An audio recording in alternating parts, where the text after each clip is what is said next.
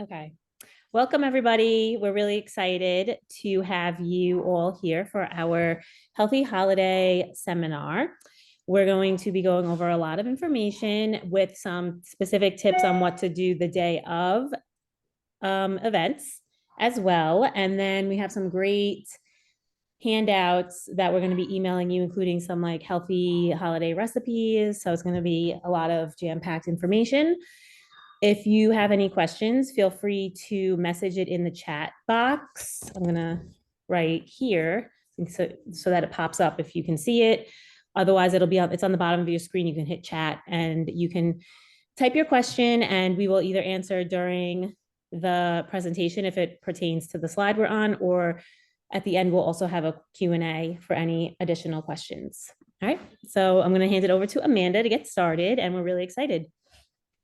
Hey guys, welcome. And like Christina said, we're really excited to get started so we can kick off the holiday season on the best foot possible, but also still have an awesome time with family and friends. So let's start. Let's see if this progresses. There you go. Beautiful. So let's start with just some basic statistics.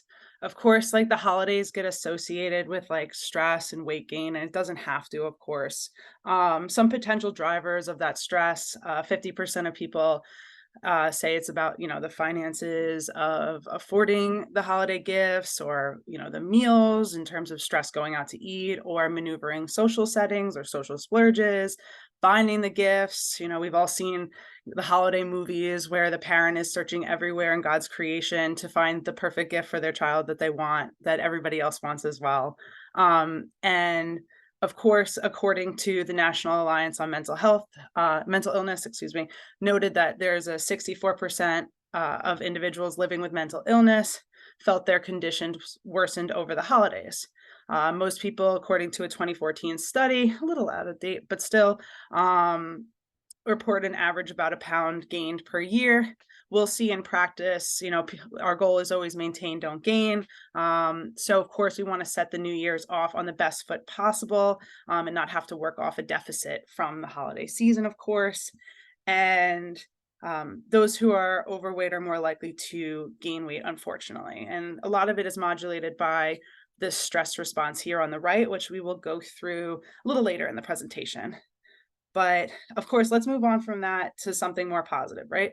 So we're going to set the stage of the season and ground ourselves and think about the holidays as a time to gather with those that we love and care about, remembering the meaning of the season and expressing gratitude and appreciation, trying to see the glass half full in terms of enjoyment of seeing our loved ones, and changing that narrative towards a healthier one.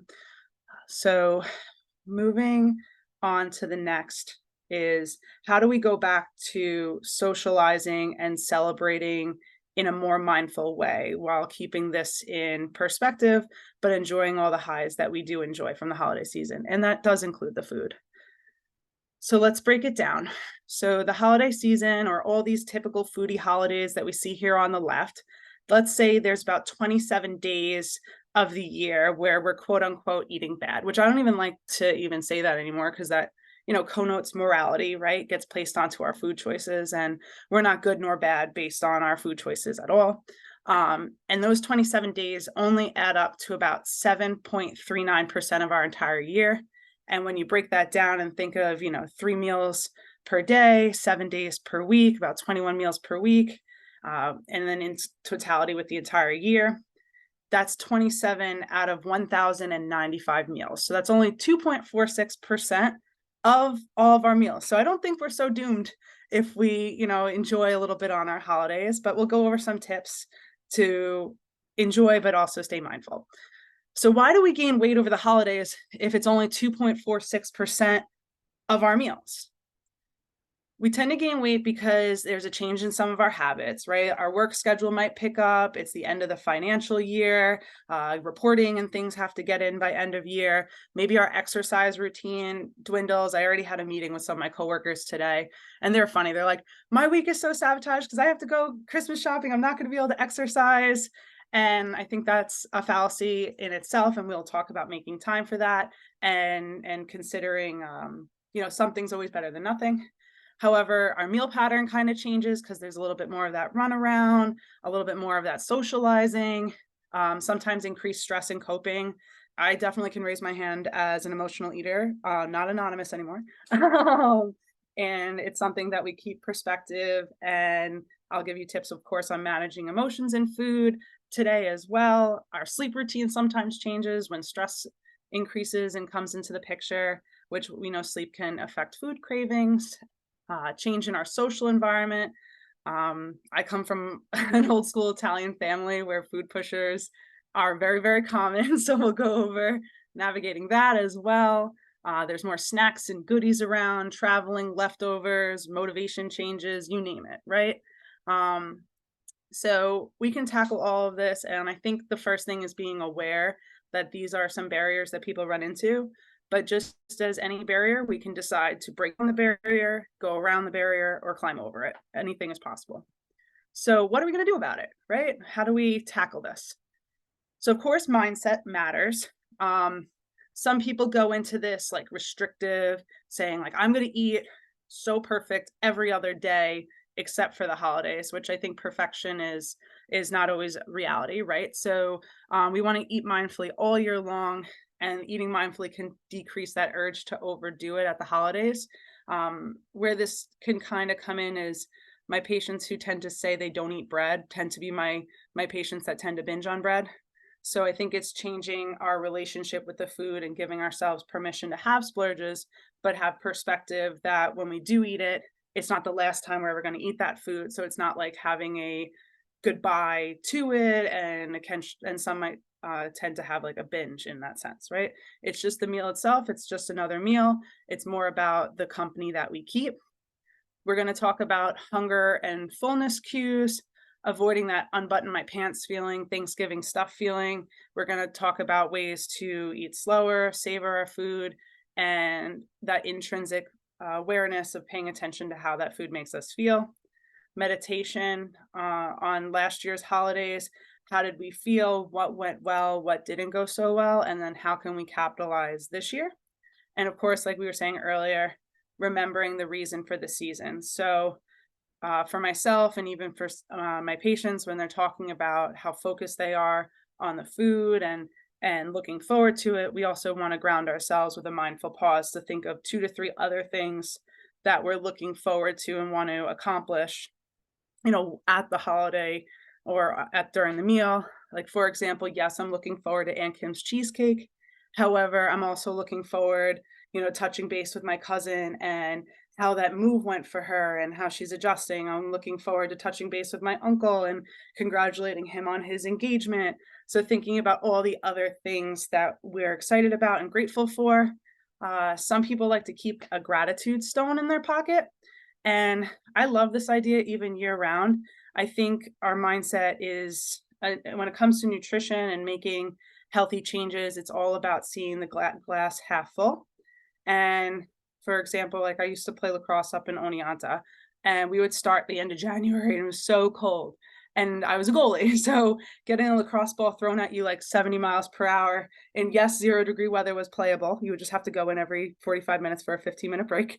But that aside, getting hit with that ball was not the most fun. But I had to find other ways to really enjoy it and make the most of it. And that is kind of a metaphor in a sense for enjoying the process when making healthy lifestyle changes. If you start to pick out the little silver linings, even if it feels kind of forced at first, of what you're looking forward to or what you like maybe someone doesn't really like vegetables, but they love how their digestion feels and that they don't feel maybe as bloated when they have them, for example, or how drinking more water, yeah, we might have to carry the water bottle around more, right? That would be a glass half empty. But the glass half full is it makes my skin look really great and helps to keep me full. So when we start to do this, it's actually called cognitive restructuring. So it seems like you're almost like lying to yourself at first. However, you start to believe it because it's true. It is coming from things that you look forward to and like, but now you're just putting it more on front of mind and making that more of the like the muscle memory almost for your brain to go to when making these changes. Next, we're going to also go into more so hunger, fullness cues, but it gets broken down into three main cues, how I call it. There's environmental, physiological, and feelings based. And this is like a cheat sheet we'll give out in sessions sometimes. And it's more so saying, like, let's be aware of our environment, like things that are in sight and in mind versus things out of sight and out of mind. Like, I love my mother to pieces, but growing up, when she would put the candy bowls out everywhere, it made it really hard to avoid them, right? So if it's unnecessary, like maybe we don't have the candy bowls out, or we keep perspective, maybe do some food logging or keep mindful how often we're going towards that little bowl every time we walk by.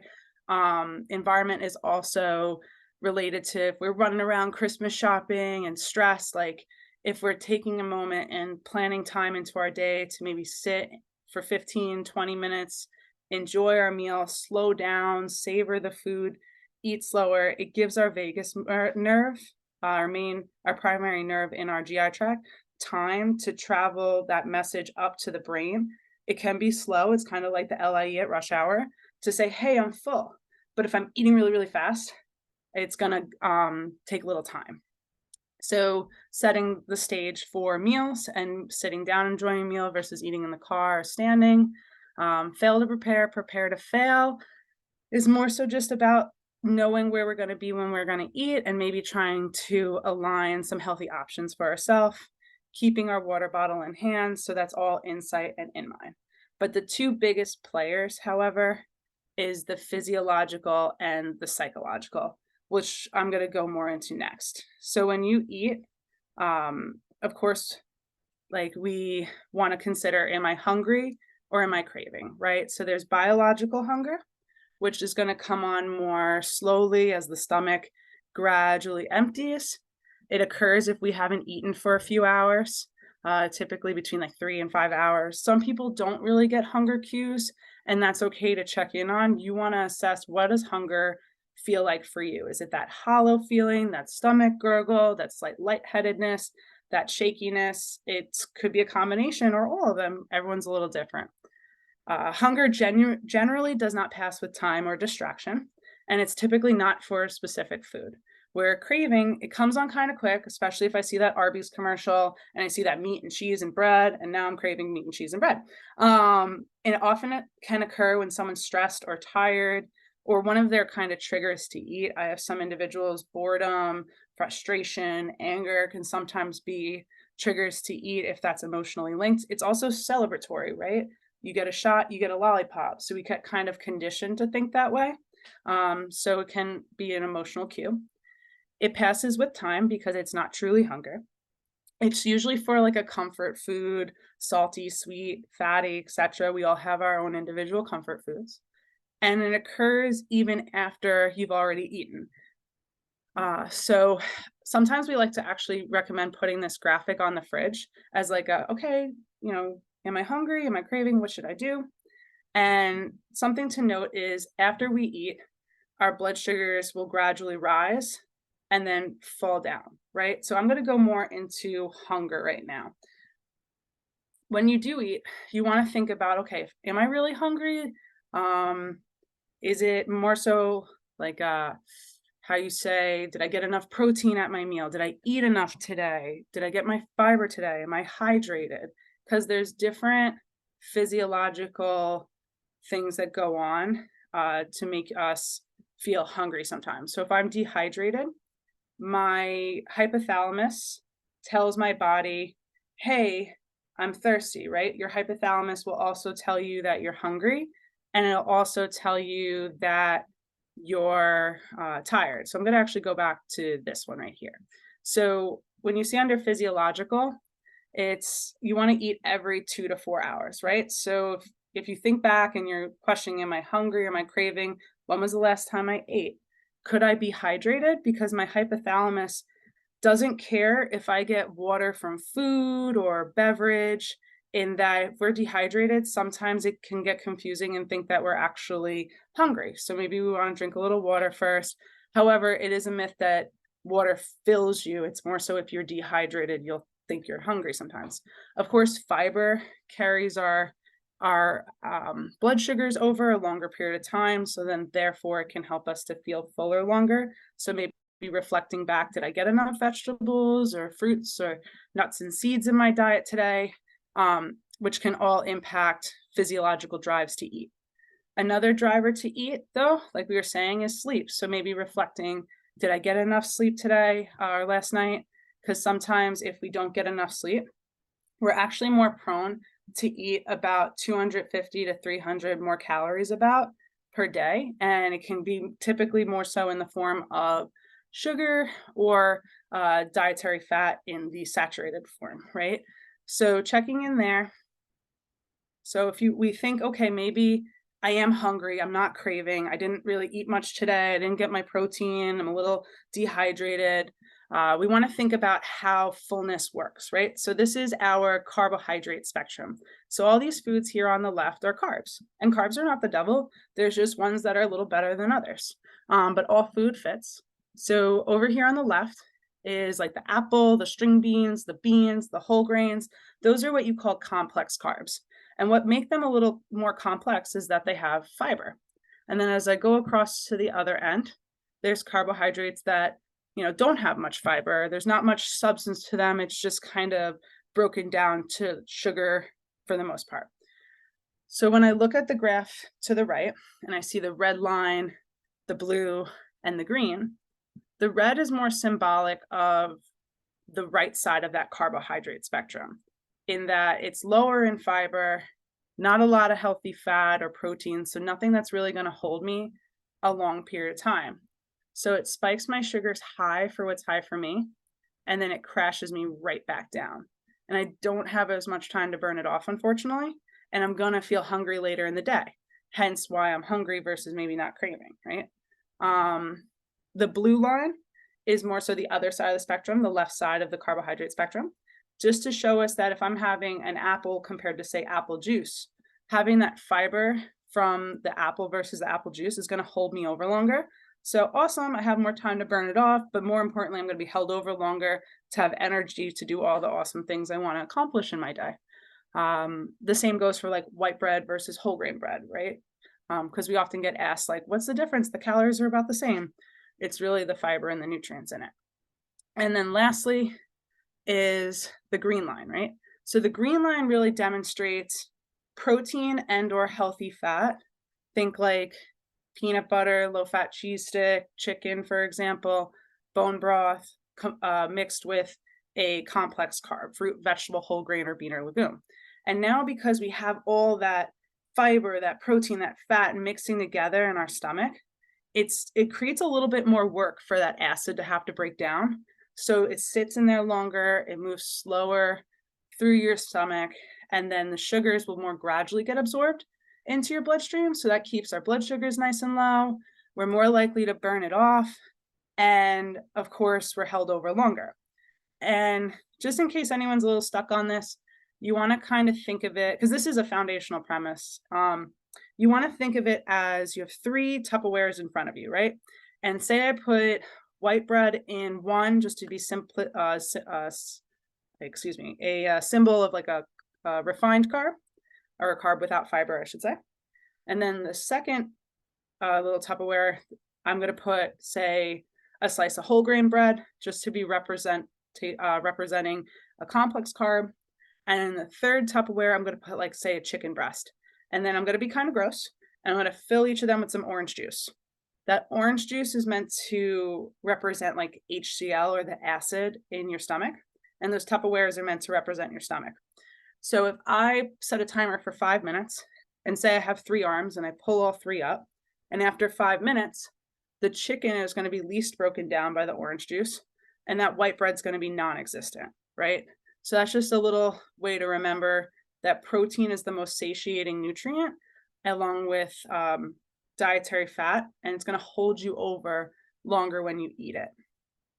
So when you're checking in with your hunger, you want to ask, okay, am I hungry? Am I craving? And you're coming to the consideration, okay, maybe I'm hungry, right? So we reflected on what we ate for the day. Do I know what I want to eat? Maybe. Okay. I want to ask myself, how am I feeling according to this hunger fullness scale? 1 is ravenous, or I call it starving Marvin. And 10 is Thanksgiving stuffed, or very, very full, right? Unbutton the pants full. The closer I get to 1, the more likely I am to get to 10. So I used to eat lunch at, say, Jamaica Hospital, and then I would commute home till about like to like Smithtown area at like 6, 7, right? And I wouldn't eat a snack in between, and I'd come in the door, like, give me my entire fridge. I am so hungry. So I'm at a 1. And the closer I get to 1, the more likely I'm gonna end at 10, right? That's like I'm picking at things. I don't really wanna cook as much. I call it getting like a case of the F-its. Like, I'm so hungry, F it, I haven't eaten in so long. Let me have something. Versus like once I put like a small trail mix with some fruit as my mid-afternoon snack on the train, I'm coming in the door. I'm more so at like a 3. So even though I invested those calories into feeling into having that snack, when I come in the door, I'm more likely to be less famished. So I'm going to say, okay, I'm hungry, I'm not starving, let me cook something, let me sit down, let me take my time to eat and go slow. And therefore I'm going to be more likely to end at like a 7, which is satisfied. I feel just right. I'm not too stuffed, but I'm just right. And that's always the goal for us, right? So now, if we determined, okay, I'm not hungry, I'm craving, right? So cravings, we want to, of course, address needs like we already talked about. Like, did I eat enough today? Did I drink water? Did I sleep? How am I feeling? I think that's the most important thing. So if we just ate dinner and you're like, no, I'm not hungry, I'm just craving, what's going on? Am I bored? Am I stressed? Like, maybe I need to meditate a little bit, see what's going on. We want to address that need, of course. And if we realize like, no, I'm just really stressed, let me go do something to unwind, which that's what this purpley blue box is here. These are just some fun, what I call like rerouters. And sometimes I like to put that on the fridge with the hunger versus craving questions from this slide. And then, of course, like have those rerouters to help us unwind from the stresses of the holiday season and reroute that craving towards something else as another means of coping for that emotion, say that be stress, right? Just because of the season. So if that doesn't work, so sometimes you might reroute and say, let me go have a cup of tea, an herbal tea, and go outside and throw the ball for the dog, or go call a friend, or go read. And for some reason, we just can't keep our mind off the food. Okay, throw yourself kindness and let's see if we can find a swap, right? Like, so if I'm craving ice cream, can I do a yasso? Can I do a Greek yogurt? Can I healthify that swap? So if I do an ice cream, can I portion it? Maybe add like some peanut butter or nuts to it or some fruit just to make it a little bit better. And of course, honor that craving mindfully by following this little placemat, which many people tend to like, which gives fun little mindful reminders, shut off the TV, sit down, eat slow, go through the 5 senses of the meal. So next, after we go through like hunger and fullness cravings, we want to talk about common like hiccups and things that happen during the holiday itself. Right now we're up to day of. So common mistake that we see is saving up calories. So sometimes people are going into the holiday limited sleep, right? Like they're up cleaning or cooking the night before, and maybe they eat like a little breakfast because they want to leave room for later in the day, have some egg whites, which is about like 52 calories.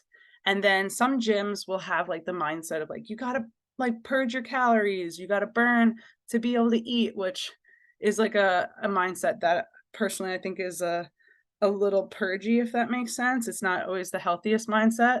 We want to work out because we love it, not to like punish or to, allow us to eat food, if that makes sense. Maybe the individual skips lunch just to save some calories for that big meal, and they have like a small snack, like a low calorie yogurt around 11 for 80 calories. So now they've really only taken in at max like 130 calories. And then guests start arriving at 3.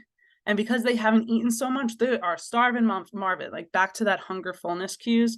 Maybe they're at like a 1 now. So because they're at a 1, they might be more prone to have like those 10 crackers with cheese and salami and the antipasto and the chips and the French onion dip, which is all fine, but it's easier to overdo it when we're going into it at a 1 versus like a 3 that I could eat feeling versus I'm starving. And then maybe because of that, they're going into dinner and then take in all the calories in the world, which is on things that maybe isn't as mindful because they're eating as super quickly and not really tasting the food as much and getting slammed with that, oh, I'm stuffed feeling, right? That vagus nerve finally catching up to the brain saying I'm full. So this kind of day comes out to being about like 2,700 calories versus the mindful day versus the saving calories day. The mindful day is the individual wakes up and maybe they are still a little sleep deprived because they were cooking and cleaning the night before, but they made time for themselves to have a fuller, balanced breakfast that has like protein, healthy fat, fiber, like we just went through, that makes us feel full, right? Holds us a little longer. Maybe they did a de-stressing workout or they played football or went for a family hike or a 5K. They're not coming at the exercise with the mindset of I have to like purge so I can binge, which can be a little disordered. Lunch comes around and maybe they have that fuller lunch, but still not super rich, like a chicken with some fiber from some salad, 260 calories versus that like 80-calorie yogurt, right? So because they invested some of those calories in nutritious, or what you would say nutrient dense foods that are high in nutrients but not super dense maybe in calories, and balance, because now you got fiber, carbs, a little bit of dietary fat from the salad, maybe with the olive oil dressing and some grilled chicken. They made that caloric investment and it pays off because when the guests arrive, they're not so hungry, and maybe they're at like a 3 versus a 1 on that hunger fullness scale, and they still indulge as we should, all food fits, but maybe they do so a little bit more mindfully and with a little bit lower calories. And then the same kind of happens for dinner because they're going into it less starving, and with that psychology, like the psychology of it's not built up to being this big meal that I spared all these calories for. It's just another meal with some of my favorite foods. And the person actually ends the day with about like 1,900 calories per day. And more importantly than the calories, they just feel better, right? They're not going to sleep with that stuffed stomach, that pain in the morning, that digestive discomfort of that food working itself through, maybe having some bathroom discomfort, headaches, etc. from the salt, and they're ready to start their day, right? So it's just a new way of seeing it. So I do like a little bit of Adventure Time for my younger self, so I had to put this little algebraic thing on there. But I think the perspective in this is to gain a pound, we have to consume 3,500 calories. So to lose a pound, we need a calorie deficit of about 500 calories per day for about 1 week would equal 3,500 calories. That's just the basic math on that. So you're not going to break the bank if you go over a little bit just one day. It's more so about getting back to your usual routine and avoiding that saving calories for the big day. And if you're afraid that even if you eat breakfast or lunch, that you'll still go overboard during the event, we may need to discuss relationship with food, right? And trusting oneself. And for some, it's trying it once and seeing how it works out for you. One time is not going to cause you to gain 5-10 pounds, for example. And that's why we go into it takes 3,500 calories to gain a pound.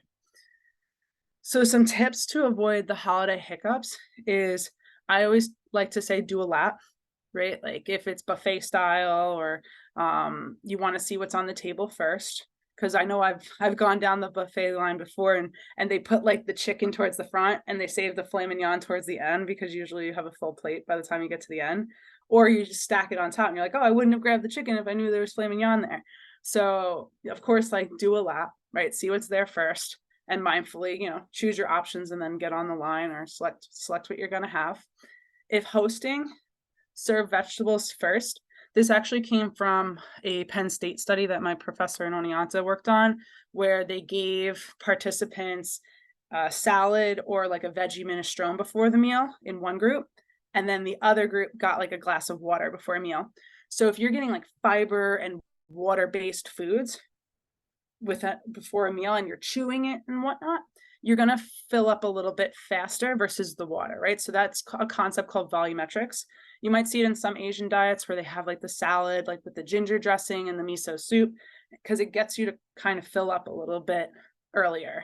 And of course, it slows down the eating, right? So it gives the vagus nerve time to get up to the brain to say, hey, I'm full. Eat off your plate instead of continuously grazing. I know, like, I've done the whole eat off the napkin thing before, where you grab a little cracker and cheese off a napkin, eat it, it vanishes, and we never really see the totality of what we take in.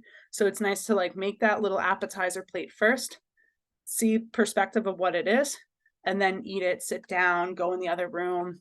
Um, and if you find that the household that you're going to for the holiday doesn't tend to have healthy options, we say BYOHO, not bring your own home. It's bring your own healthy option. So if like for me, sometimes a family like there isn't going to be a healthy option, I'm going to make sure I bring it, and we can make it fun. And that's part of why we're going to send you this big recipe packet today. So you have options that you can bring between dessert, appetizer, sides, and mains. Of course, we're going to consider, like, even if we know, okay, if this is a fried option, can we do baking? Can we use less oil? Switch butter and mayo, sour cream for maybe like grass-fed butter or olive oil if possible, or grass-fed ghee. And then of course we're going to check out if there's healthified recipes instead, or if you know what, you really love Aunt Kim's cheesecake and you don't want to do the swap, just of course keep perspective of maybe the serving size and of course leftovers. So making or buying too much.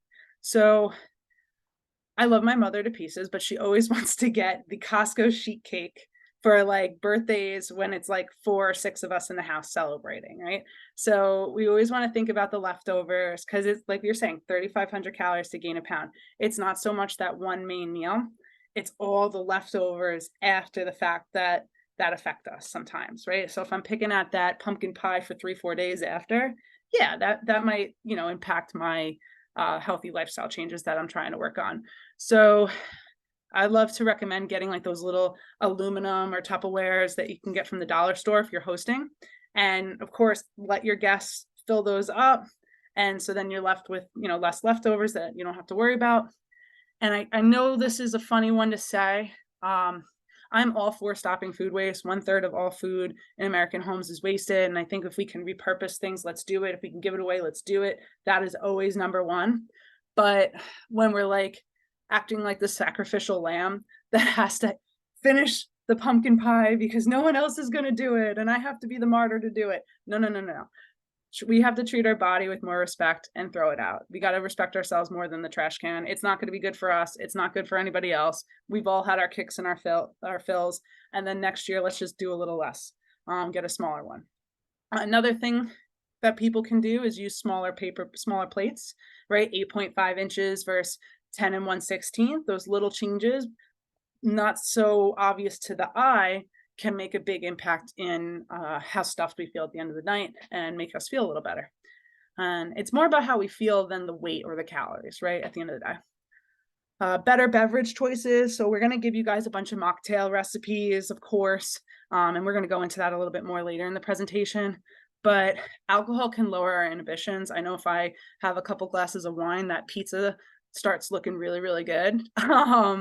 And the sweets. So thinking about that. And also alcohol is 7 calories per gram.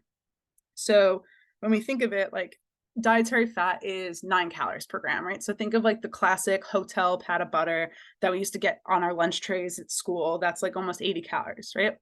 And 80 calories is also about like 1 apple, which is like quadruple the size of that butter, right? So apples are a carb, carbs and protein are 4 calories per gram. So they're just a lot less dense. So that's why the volume of that food is a lot bigger for less calories. Where alcohol is 7 grams, right? 7 calories per gram. So it just leans a little bit more dense, closer to that of a dietary fat.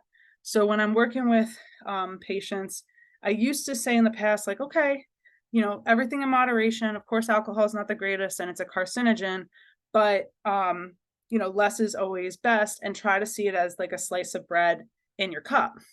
But really, that was me being kind of nice in that it's really more so like a slice of cake, right? It's just a heavier, denser food because it's 7 calories per gram, closer to that richness of dietary fat. So it's just knowing that it does add up. I hate to say it, and I hate to be the messenger.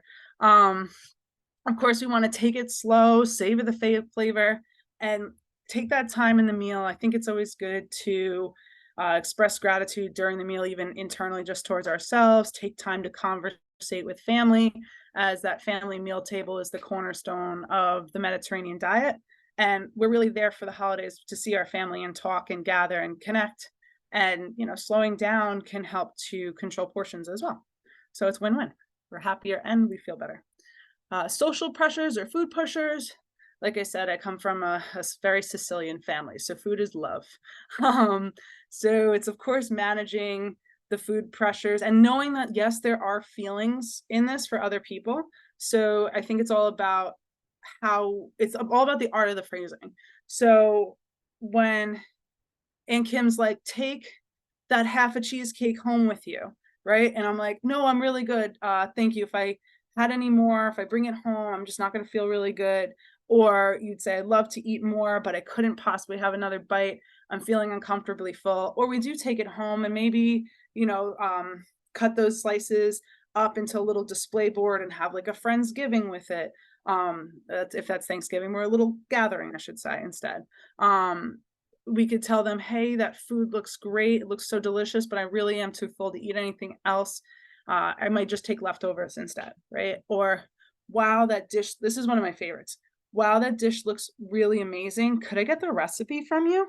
So you're still giving them that praise, that thanks, but also respecting your health goals.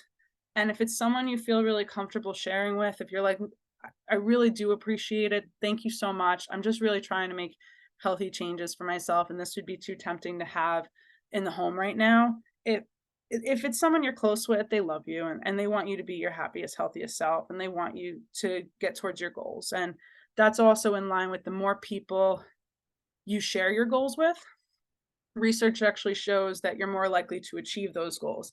I think in part it's because you're saying it aloud and you're making it tangible, but also you're sharing it so then you can get more support from the people that love you. So it's all setting healthy boundaries. Next is travel tips. So many of us might be traveling for the holidays, right? So if it's a car or road trip, or depending on the plane ride, see if we can pack snacks or meals.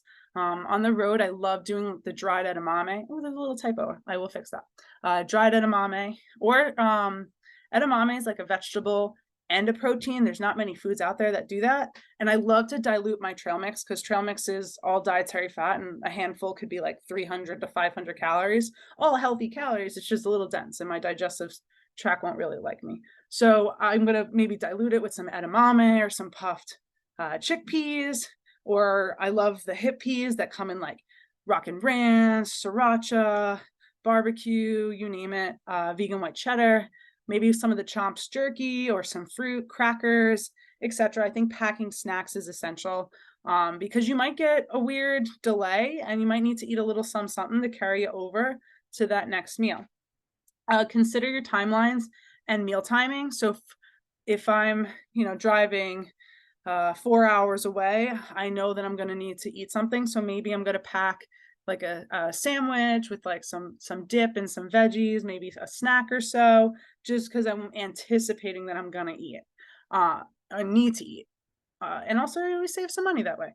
Utilize grocery stores and meal prep services. So if you're staying at a hotel, maybe stop at the grocery store, or call up Instacart and see if you can get like quick breakfast items, snack items, or quick things to make like a healthy lunch, like a sandwich or something, or a wrap, just to help cover those little meals, and to avoid eating out the whole time. Always bring your water bottle with you. We tend to dehydrate when we travel, and especially up in the air, we do dehydrate. So keep your water bottle in hand, and also saves you some dollars in the airport, buying drinks and other beverages. If on the road, pack a cooler. Prioritize your rest, of course, because we know if we're sleep deprived, we're more likely to get a little extra snacky. And keep mindful of your movement. So if we're on vacation, something's always better than nothing. If you're used to doing a bunch of high intensity interval training and you're like, and heavy strength training, still going for those walks on your vacation, if doing that type of workout isn't as feasible, is still going to benefit us.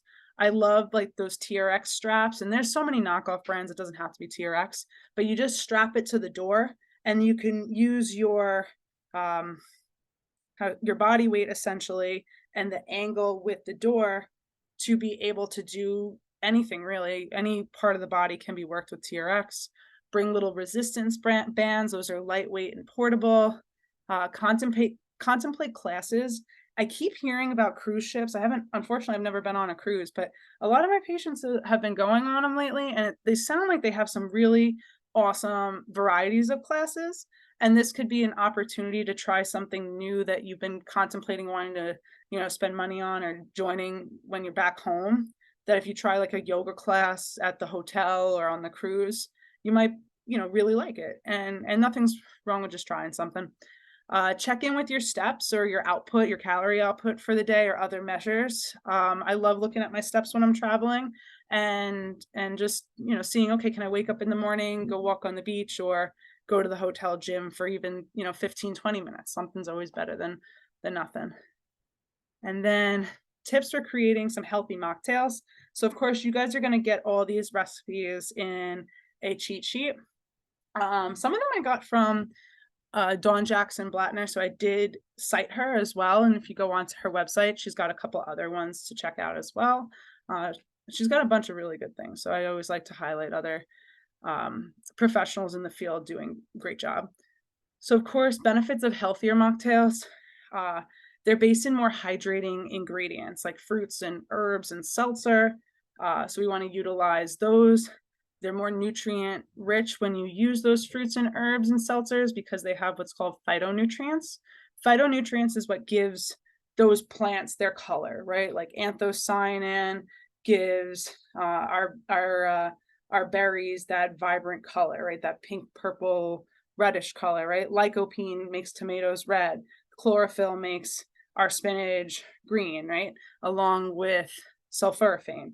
So when you're eating a colorful diet, those nutrients in turn do other benefits for your body. So fresh is always best because those nutrients get less and less degraded, of course, and flash frozen is not the devil. Lower calories because when you're using those foods, you're going to get less of those preservatives and sugars and salts in the picture. And of course, mocktails are safe for everybody because you don't have to have alcohol in them, right? Someone can always top it off if they want, but then you're creating a healthier option for somebody if they choose not to. So it's actually a little bit more inclusive of the whole family. And then creating some other healthy mocktails, you can use like natural sweeteners, like honey is my favorite because it has antimicrobial benefits. That's also good for our gut lining. Of course, stevia is going to pack a little less calories than regular white sugar. And experiment with different herbs, like maybe make a mojito with fresh mint versus like the skinny girl mocktail syrups because you'll get more nutrients that's actually better for your brain. The Mind diet is essentially the Mediterranean diet with an emphasis on like tea and more herbs and berries. So having these different herbs in your diet can actually benefit cognition. So these, I think we're all getting the point of, it's fresh ingredients, more hydrating. So definitely check out those mocktails when you get a chance. And I'm going to send that email out tonight. Next, we're going to talk about exercise during the holiday season. So we don't have to repent for our sins like I was talking about earlier, or have to burn to be able to eat or earn our calories. We're going to take a walk after dinner, maybe to help ease digestion. And walking always encourages good conversation, I feel. So maybe asking like cousins or siblings, hey, after the meal, let's go walk to digest. Our muscles are going to actually burn more of that glucose off anyway, and it'll make us sleep a little better that night too. We're going to keep up with our exercise routine to the best of our abilities, right? Maybe set a goal for ourselves. I like to schedule it in like it's an appointment with myself. So I when I'm scheduling everything else for my month or my week or my day, it's scheduled around it as if it's a doctor's appointment or like a session with a patient. It's how you prioritize your time.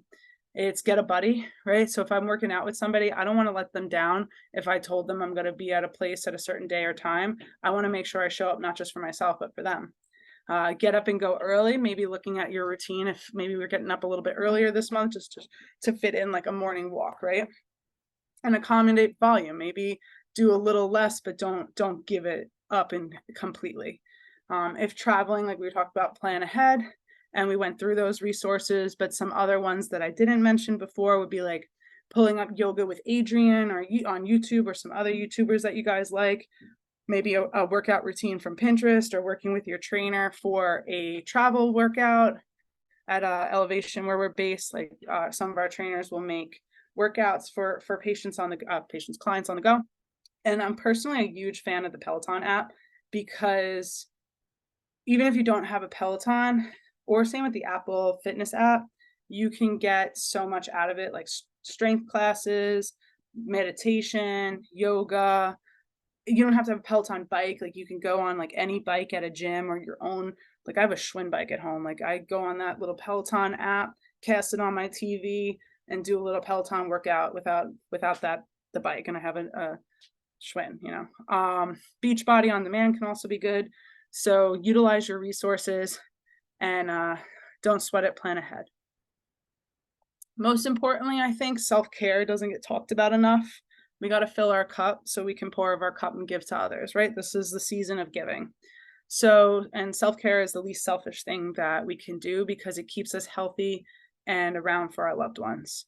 So with all the stress and emotions that the holidays can bring on for some, try to stick to your typical sleep schedule as much as you can, or give yourself a little winding down before bed. Even if you're doing work, try to give yourself 10, 15 minutes, maybe a meditation, reading, stretching, just doing something that feels good for you. You don't have to be checking off a to-do list for anybody else but yourself. Take time for you, alone time, walk, even 10, 15 minutes at your lunch break at work, just to kind of go clear your head.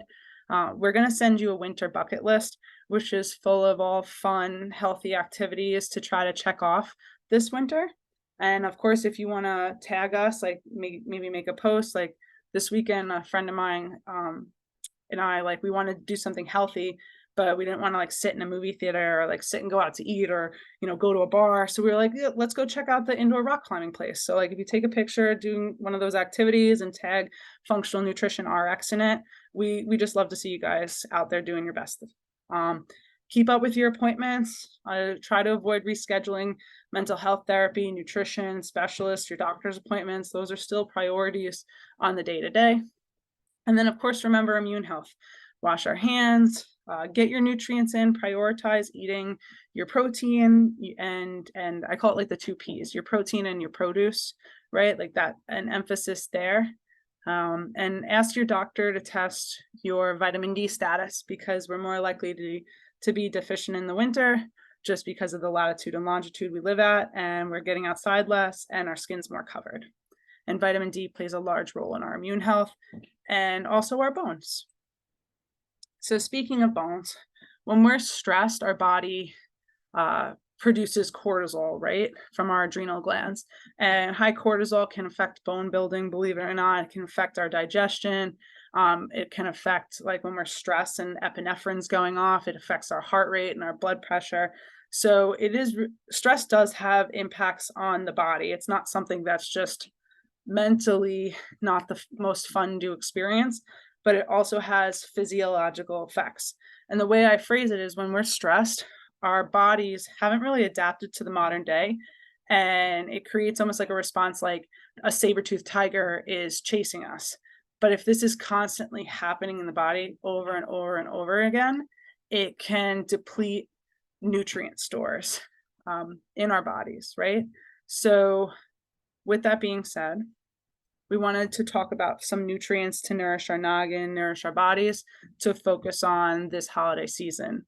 So omega-3s, that typically you want to get them from fatty fish, because when they come from a fatty fish, you're going to hit your needs if you eat about 2 to 3 servings of that fish, which would include like salmon, tuna, mackerel, herring, oysters, for example.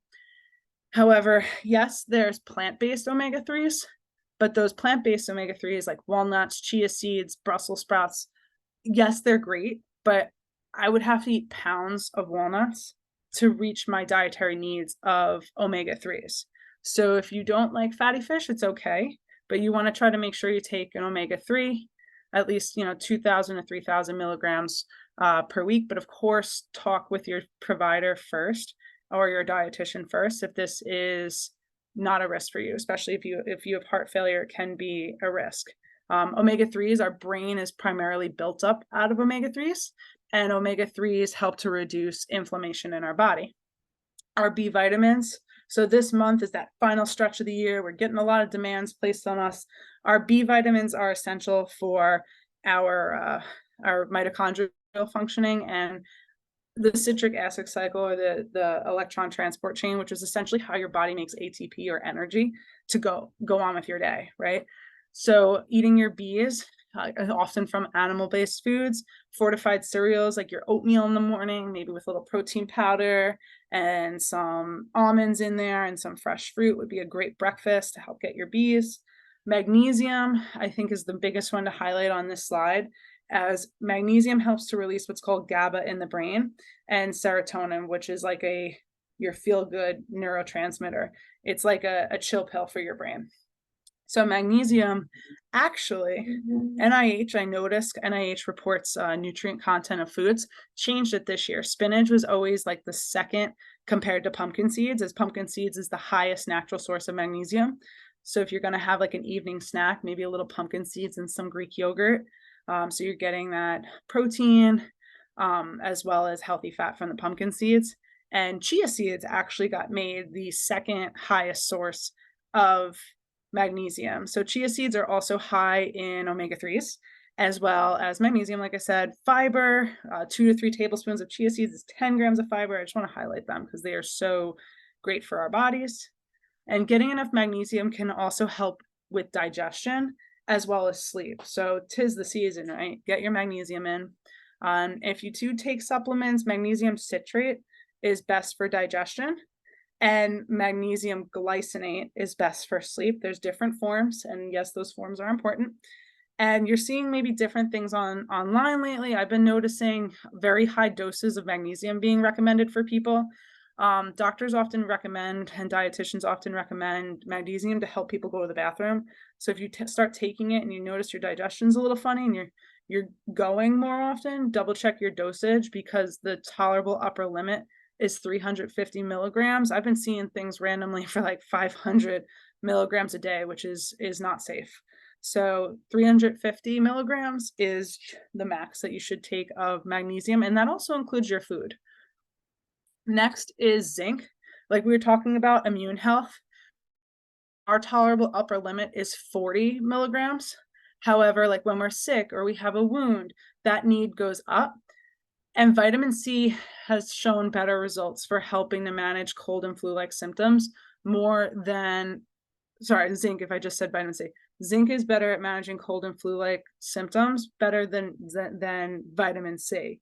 Low zinc is also linked with different mood changes like irritability, depression, and zinc can be found in, yes, oysters, my favorite food, meat, poultry, spinach, beans, cashews, pumpkin seeds, again, that awesome seed. Pumpkin seeds are also the highest protein density seed the last I checked. And as we get older, zinc becomes a little harder to absorb, so making these sources more of a priority can be helpful. Lastly, vitamin C can help to lower cortisol levels, reduce blood pressure, plays a role in producing serotonin, but also vitamin C is really good for our joint health because it helps to work with collagen to repair that connective tissue in our joints and our skin. So vitamin C is very abundant in citrus fruits. Bell peppers actually have more vitamin C than an orange. And yes, your cruciferous vegetables, if you tolerate them, or you might just need to chew them down really well, or always make sure they're cooked because some people have some issues digesting them. Green leafy vegetables are all good sources of vitamin C. And just to conclude, we went through a lot of different things because there's a lot that gets wrapped up with the holidays and this month, and we wanted to touch on a lot of different things that would be important to set everybody up for success. but I think it's really easy to get lost in the shuffle when it comes to nutrition. Like, oh, am I getting enough water? Am I getting enough sleep? What's my sugar like? What's my fiber like? At the end of the day, you just want to remember your why. Why do I care? Why am I doing this? And then you want to prioritize the things that are most helpful for you. So, or working with a dietitian to help you to prioritize. No one is truly going to do this for you except for you, right? We want to reflect on our reasoning behind wanting to change our health or prioritize our health. Vanity is just a side effect. My main goal is I want to walk at 90. I've got my across the street neighbor, Mr. Huddy, who's like 90 and still like wants to do the gutters and shovel the snow. And that's the goal, right? Don't let the 7% outweigh the 93%. Keep tabs on yourself, check in. Awareness is the cornerstone of health. You can utilize a scale, right? Like body composition analysis, like is my muscle increasing? Is my body fat decreasing? How's my clothes fitting? Is my waist circumference going down? How's my breathing? How's my step count? How do I feel? Is my mood better? Those are what you call like non-scale victories, right? And then most importantly, never hesitate to reach out for support. Of course, we're always here at Functional Nutrition RX. We take insurance, and we're here to help with one-on-one related nutrition counseling, but we're also trying to do more of these group presentations and challenges down the road. So if you like today, we're going to do a challenge in January that's going to assist with, of course, maintaining these goals that we have and setting up healthy habits for a successful 2024. So I'm going to conclude, and I just want to say thank you to everybody for, of course, we went a little long, so for your time and for coming out tonight. And if anyone has any questions, please let us know. The floor is open to you. Awesome. That was great. Yeah. Does anyone have any questions?